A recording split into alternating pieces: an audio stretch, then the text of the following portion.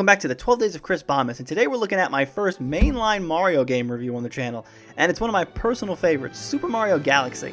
With two mainline console open-level platformers under his belt at this point, Mario had a lot to prove on this third outing. And not only was this the next line Mario game at the time, but this was the first to appear on Nintendo's new money-printing machine, the Wii. There were a ton of questions leading up to this game's release. Would it play more like Super Mario 64 or Super Mario Sunshine? Would there be a new gimmick to the platforming? How would the Wii's motion controls factor in?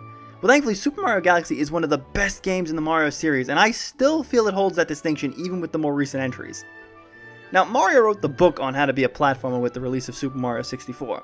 While the hindsight of that title shows some shortcomings, such as camera issues, somewhat cloudy mission objectives, and very slight control issues, it set the bar for other 3D platformers. There was a notion that the follow-up on the GameCube would be an extension of the design found in 64.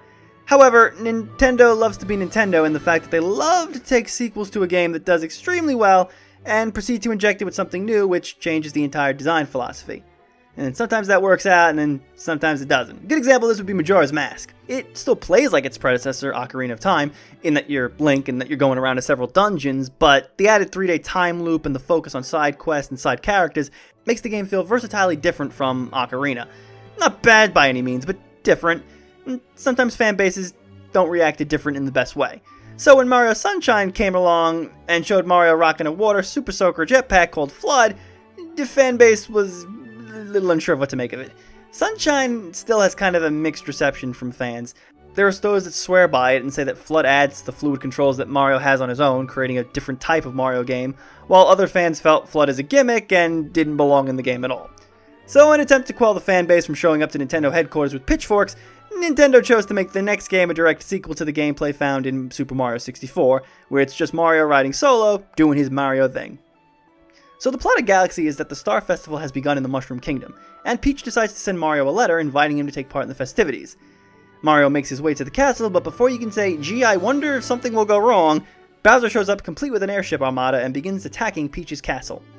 Mario manages to get near the castle just as Bowser uses a giant UFO and pulls the castle up out of the ground and takes it into the only place he hasn't gotten his ass kicked yet in the franchise, space.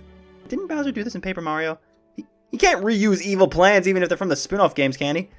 Well, Mario doesn't get much further than this as Kamek shows up and blasts Mario clear across the galaxy, and before you ask, apparently all of the Mario characters can easily breathe in the vastness of space. Just don't think about it. This is the franchise where a plumber jumps on mushrooms and battles a giant turtle who keeps stealing his girlfriend every other week. Mario awakens on a small planet and soon encounters Rosalina, the mother of the Lumas, little tiny creatures that can become stars and planetoids and a whole bunch of other things, really. Rosalina tells Mario that she was cruising around her starship observatory, going past Mario's planet when Bowser attacked the ship and stole all of her power stars and grand stars. So she tasks Mario with heading out into the cosmos to find a bunch of the power stars and reclaim the grand stars so that they can take the observatory to the center of the universe and defeat Bowser. And that's really the end of the plot. After the intro, you're sent on your way into the game's levels and are left to collect the power stars at your own pace. You do come across Bowser and Bowser Jr. in boss fights along the way, but nothing plot-related really happens here. It's just the usual taunts from Bowser about how you can't possibly stop him, and how he's totally going to beat you this time. Regardless, this is a Mario game, and I'm not really looking for crazy detailed plot. If I want something with depth, I'll play the Mario RPGs, you know what I mean? All I need is a basic setup, and Galaxy gets that done in like the first half hour. There is a bit here to flesh out the character of Rosalina, but you might miss this if you're not careful. See, as you progress through the game, you're told that a storybook chapter thing has opened up in the library, and you can read this story as you progress through the game. The story is actually Rosalina's backstory, and holy hell, it's sad, kinda dark, and not something I thought would ever be in a Mario game. However, you're never forced into going to the library, so you might not ever venture in here, but I highly recommend you do, because it puts Rosalina in a different light, and it makes her a much more interesting character than she already seems to be. The gameplay of Galaxy has you entering several domes around Rosalina's observatory and selecting a galaxy to explore. The hub world this time is the observatory, but it's not really a place to explore and find secrets like Peach's Castle or Delfino Plaza. Once you select the galaxy, you choose the star you want to go after, and then you head off to get the job done. And sorry, there's no getting stars out of order, so this is working a lot like how it did in Sunshine. The stars can be rewarded for getting through an obstacle course or beating a boss, though there are several other ways that I'll explain in a bit. A few new gimmicks have been added to help you out on your journey across the galaxies. The first is the spin attack. Rosalina gives Mario a Luma at the beginning that I think lives in Mario's hat, and now this allows Mario to do a spin move that can knock enemies back or break objects in the level. You activate the spin attack by shaking the Wiimote. Though the spin attack can also be used to give yourself a bit of height while jumping, and it is a joy to find the perfect spots to use the spin attack to get great height and skip past certain obstacles. The other gimmick would be the gravity physics. Most of the game is played on small spherical areas in which you walk around, and while it's easy to think that all of this will make you nauseous, it never really does. There are other levels where the gravity is all over the place though, so you'll find yourself on the ceiling or on the walls, though it's always easy to control Mario regardless of his position. Unlike 64 and Sunshine, there are not a ton of open levels for you to explore to your heart's content. There are a few, like Honey Hive Galaxy, but they're not that open for exploration, and there still are small planetoid-like areas in these stages as well. Another addition is the star pointer. You mostly use it to collect falling star bits in the levels, though occasionally you can point it at the screen to activate pull stars that have Mario suspended in midair, or you can use it to push Mario around while he's inside of a bubble. The swimming controls are loads better than anything that has come before it.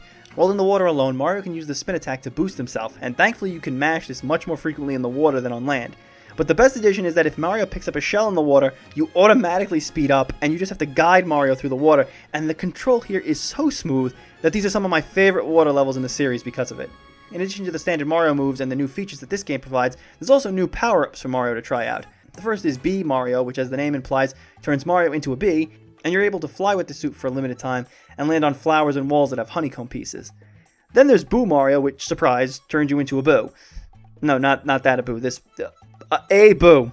The boo suit allows you to make yourself invisible and go through gates. And finally there's Spring Mario, and no, it's not him just wearing a light jacket and some shorts. No, instead this power-up encases Mario in a spring and makes him capable of jumping higher.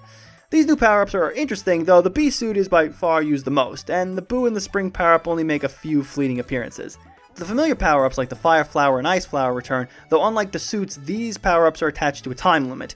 The Fire Flower has you blasting enemies, while the Ice Flower makes you run across water and freeze water spouts in order to make platforms, which is cool. No pun intended.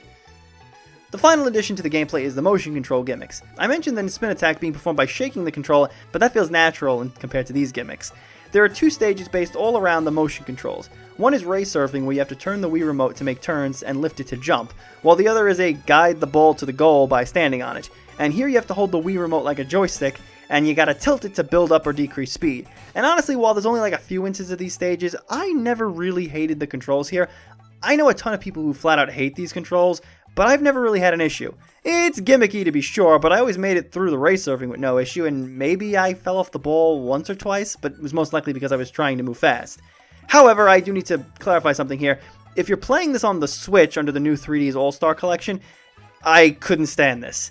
I had to do this with the Pro Controller, and it was the worst experience ever. I lost like 20 lives here, and honestly, I couldn't figure out how to move it with the controller to be precise with the speed. I would have tried with the Joy-Cons, but thanks to Drift, my Joy-Cons have been out of commission for a while now. So just a quick heads up in case you're planning on playing it on the Switch. Like I mentioned, there are a ton of different galaxies for you to explore. Some are a collection of small planets like Good Egg Galaxy or Gusty Garden, while Peach Bowl and Honey Hive represent the more open levels. There are other galaxies that just exist to house a simple little platforming challenge like Flip Switch or Hurry Scurry. While each galaxy is mostly unique, there are a few offenders that repeat. For example, the two water levels are pretty much the same, one's just bigger than the other. And one of the late game galaxies is a mirror image of Honey Hive. Still, it's a joy to blast off to the next galaxy and see what awaits you. While most power stars can be grabbed just by reaching the end of the level, you will have to bust up some bosses in certain cases, and the bosses can be a lot of fun. From King Caliente, where you get to play tennis by whacking a melon back at him multiple times, to Tyranotox, which you have to pull on the webs here and aim to hit his weak spots. The Bowser and Bowser Jr. fights are interesting, though more so the Bowser Jr. fight since he attacks you with various machines, while the Bowser fights tend to reuse the same mechanic. One Bowser Jr. battle has you platforming your way up a giant robot, while another battle throws a bunch of enemies at you, and the goal here is to throw a Koopa shell at Bowser Jr.'s airship, which is constantly moving. The Bowser fights boil down to making Bowser hit a blue spot on the gravity sphere you're fighting on, which will cause his tail to burn, and then you chase him across the ball to spin attack him, and that knocks him out. This repeats for the first two fights with Bowser, though the final battle changes things up slightly. In here you have a three-phase fight to deal with. The first phase you gotta spin attack into Bowser's face while he's in this rock form, and the second one you gotta use those weird elastic melon things to whack Bowser's face, while the last phase just repeats the process from the previous two fights, where you just had to land him on the blue spaces. The best addition into collecting the Power Stars are the Prankster Comets. Prankster Comets allow new Power Stars to pop up in levels that you might have already thought you completed. These comets make you replay missions, but with new objectives and restrictions added. The Purple Comet makes purple coins appear in a level, and the goal is to collect 100. If you played 64 or Sunshine, then collecting 100 coins in a level is not really a surprise, but thankfully Galaxy handles this much better. In the past games, it required you to collect 100 coins in all the levels at any time, and this usually meant you had to scour the entire level looking for every coin you could, and if you died before finishing, it was back to the start with 0 coins. With Galaxy, you only have to do it when the purple comet shows up, and thankfully not every level has one. And also some levels have more than 100 coins in them, so it's not like you have to find every single purple coin the level's throwing at you. Though there are a few levels where you will have to go out of your way to find all 100 coins just by looking for them. And while this happens in more of the open levels, the game is nice and pretty much locks you into the one big area instead of making you travel all over the place, which does make it easier. The blue comets make a Cosmic Mario show up, and the goal here is to race him to the star, and this will push your skills with the controls to the limit. You gotta use all your platforming skill to gain distance fast and get to the star first. There's also the red Daredevil comet, which gives you only one hit point, with the goal being to either complete a level or reach the end level boss and beat it, which is probably the best attempt at a hard mode that this game gets. The yellow comet is the fast foe, and that one speeds up enemies in a level, though honestly I can't remember that comet being used all that much. I like the Prankster comets a lot, since it gives you a nice way to replay earlier stars with an added challenge, which makes it really engaging. Beating the game only takes around 60 stars, which happens relatively fast, especially if you're collecting all of the stars from each dome before you move on to the next one. The post-game requires you collecting the remaining 60, and while some of the endgame galaxies are really tough, there's nothing here that's crazy, oh my god, I'm going to break my controller difficult. A few of the galaxies in the Garden Dome at the end are the hardest, but there's again nothing here that's too taxing. And what is the reward for busting your ass to grab all 120 stars? Well, you get to play the entire game over again as Luigi. And while he plays a tad different, it's kind of a slog getting all 120 stars and being told to do it again. You might honestly be burned out by that point. I love Mario Galaxy to death, but even I need to take a break before diving back in to do it all over again. Another reward for the endgame is access to the red star, which makes Mario fly like Superman. And while it controls way better than the Wing Cap from 64, but you hardly use it aside from one level in the game and around the observatory. The post-game might not seem like much, especially if you're coming from a more recent Mario outing like Odyssey. However, considering the game's release up until this point, this was the best post-game by far. In Mario 64, you just had to collect the remaining stars, and then the final reward was seeing Yoshi and getting a bunch of 1-ups to continue a game you already finished completely. And Sunshine was the same, with you finding the remaining stars, and the final reward there was the developers flipping you off with that stupid postcard that says, "Thank you for wasting your time, you're a moron." I mean, have a relaxing vacation. At least this time in Galaxy, you're getting a new character to play as, even if it's through the same stars all over again. There is actually a second player mode to this game, but it's kind of embarrassing and seems like kind of a last-minute addition. A second player can plug in another controller and help you collect star bits. This sounds like something you do to your younger, annoying sibling who wants to play but you don't really want them to. So you go, let's play Mario Galaxy and you can be my helper by grabbing all the extra star bits while I play the real game. The second player can also help Mario jump a bit higher, but again, there's nothing crazy difficult here with platforming, so you don't really need this option either. Just sort of makes the game that much easier. The presentation is amazing, and I would expect no less from a first-party Nintendo game.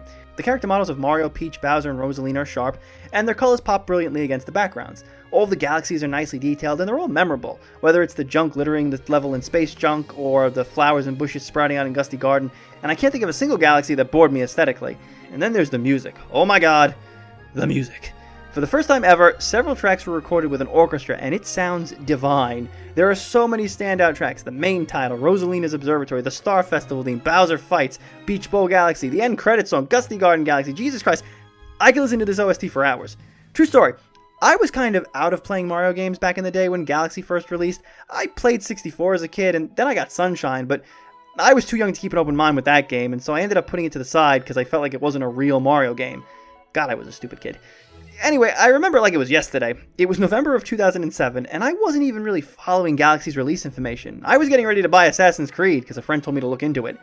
One day after school, I noticed IGN posted their review of Galaxy, and a few minutes in, they played this Starbit Festival theme, and my ears died and went to heaven, and took the express lane back into my head and told my brain, buy this game.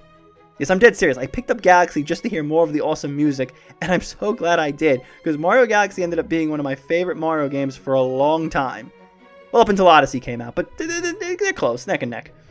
Overall, I love Super Mario Galaxy, and I was so glad when Nintendo announced it for the 3D All-Stars collection because I hadn't played it in years. Mostly because it's a Wii game and I hate having to charge batteries to use the Wii remote. God, I did not think that through in hindsight. Even after replaying it after all this time, I still adore every single minute of it.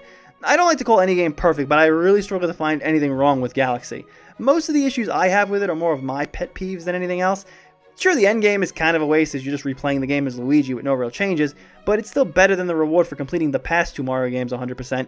A few galaxies repeat in style, but there's far more that vary in design, so it's not the worst thing ever.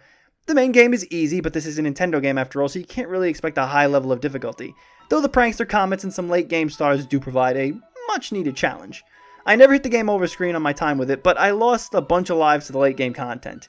I know some people take points off the score for this game because of the motion controls with the ball levels and the ray surfing, though like I said, these levels have never really bothered me. Again, I'm weird like that with the motion controls. Hell, I'm in the 10% of people that weren't bothered by the motion controls from Skyward Sword, so maybe my brain is just wired wrong. The music is heavenly, the design of each level is interesting, and they always present you with new challenges on your path to a star. Hell, there was so much content in Galaxy that didn't make it in that Nintendo had to give us Galaxy 2 a few years later, and that game was even better if you can believe it.